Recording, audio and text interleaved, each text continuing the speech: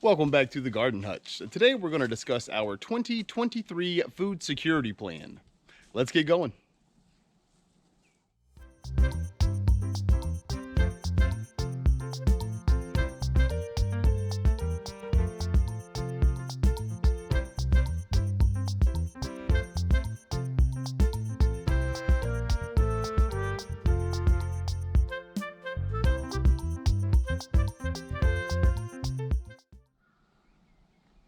Food security is described as having enough safe and healthy food to meet our dietary needs for a healthy life. So here at the Garden Hutch, we try to grow as much of our own vegetables as possible. That way we make sure that they have the highest nutritional value possible, and it also kind of gives us a buffer in case, like now, whenever food prices kind of get out of control.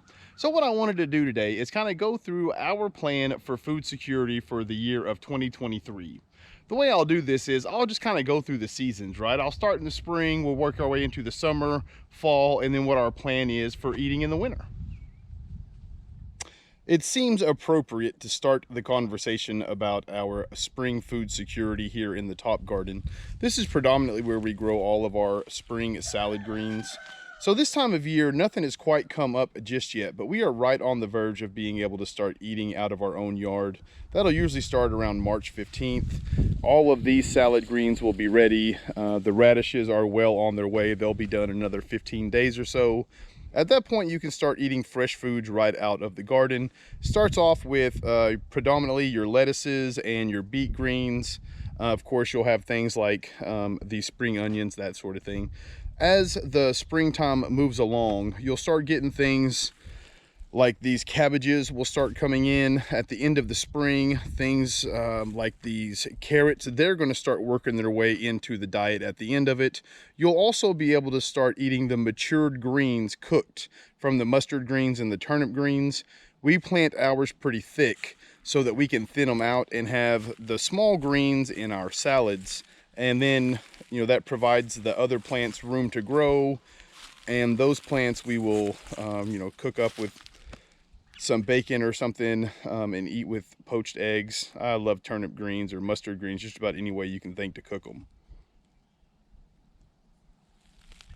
As we move to the end of spring and into early summer, we end up stop eating as many salads. And the reason for that is here in Arkansas, zone 7B, right whenever June hits, it starts getting way too hot to grow your lettuces and that sort of stuff. You can still grow kale and chard, and we do eat those for salads predominantly. But really, there's no need to worry about salads, between probably June and September. And the reason for that is the food is just plentiful. It starts off in early spring, in early summer. You start off with getting your cucumbers, your first round of tomatoes, that sort of thing.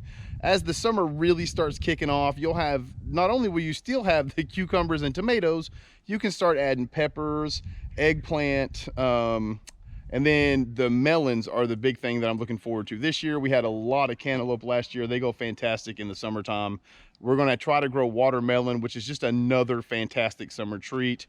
You have all of your beans coming out. And this year, with the strategy that we have with our potatoes, we will also be digging our first round of potatoes there in June.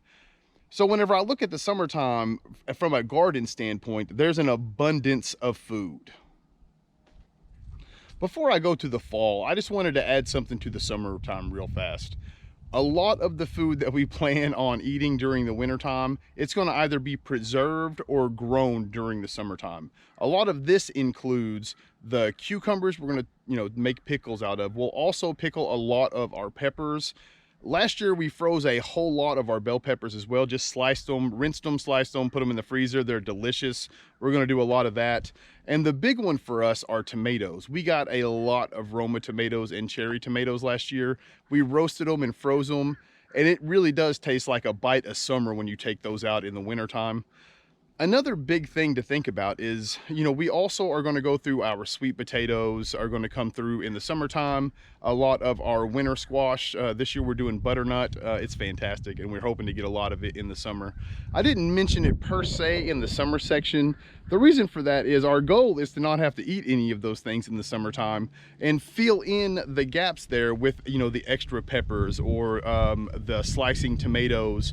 raw cucumbers, the carrots that are going to come out in June, those sorts of things. We want to use those to fill in the blanks so that we don't have to eat a lot of those things that we can preserve for wintertime. Now, when it comes to the fall, it mirrors the spring in many ways. A lot of it is leafy greens and that sort of thing. The major difference between the spring and the fall is we let a lot more of the turnips and beets and that sort of thing go and develop the root vegetable. The reason for this is not only are they delicious in the fall, but you can cure them and eat them through most of the winter. So take beets, for example. The beets, you can plant them in September. You can eat the greens if you plant them densely. You can kind of thin them out and eat the greens as the year goes along. And then well into the wintertime, the beet will continue to swell. Once it starts getting below freezing, you're going to want to go ahead and pull the beets out, take the tops off and store them. But that gives you the option of having that food available in case you have a shortage somewhere else. You know, you can decide, well, you know, I'm short on my leafy greens this week. We're going to eat a few beets, or we're going to eat a few turnips, or that sort of thing. And then if you don't have those shortages, or, you know, like a hole like I did last year, I was terrible on my cadence between seasons last year. So if you have a hole like I did, then you can plug that hole in with the beets and the turnip greens. Another thing that is really good in the fall, that we enjoy anyway, are the sweet potatoes start coming out, and so do the butternut squash. Now, I know I continue to say that I'm not going to eat the butternut squash until the winter, and I say that every year, but I always eat them. And there's just something about whenever that October, November time of the year starts rolling around, to me, I don't know, I start craving butternut squash at that point. You know, and then around Thanksgiving, start eating a lot of sweet potatoes and that sort of thing. The idea that we're going for this year is to try to eat as much fresh and raw vegetables while they're in season. So, you know, you heard about the spring, summer, and fall.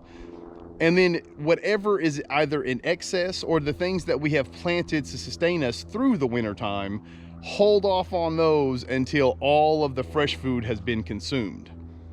So with that, let's go ahead and just talk real fast about the winter. I'm trying not to make these videos too terribly long, but we've kind of touched on it already. All of the winter squashes, a lot of the sweet potatoes, whatever butternut squash that I don't eat whenever I shouldn't, and then all of the frozen tomatoes, a lot of the pickled peppers, the frozen peppers, the pickled cucumbers. And the big thing this year that we're going to try to add is we're going to extend our growing season with the new greenhouse.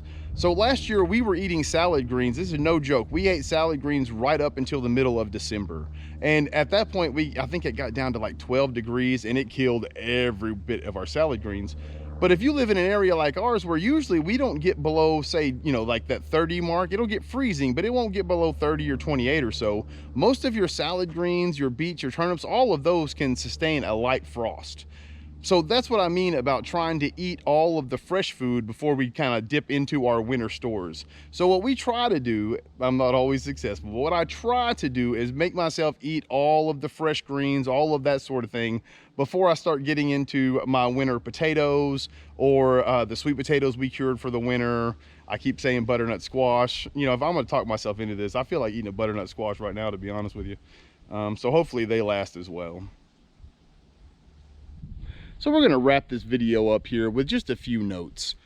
The thing I wanted to try to get across with this video is we have a plan when it comes to the cadence of our spring, summer, and fall gardens. And this year we're really trying to pay attention to have enough of our vegetables that can cure for the winter time to last us a good portion of the year. Now, here at the Garden Hutch, we do not have the space or the knowledge to grow 100% of our own vegetables. You know, like, we are striving for self-sustainability, but we're not there yet. And I don't want people out there to get discouraged. You know, if you have to go to the grocery store and buy some vegetables, that doesn't mean that you failed as a gardener. That just gives you an idea of how to improve for the next year. With all that being said, as always, we appreciate you folks who stuck it out here till the end. Till next time, I hope everybody takes care of themselves. Peace.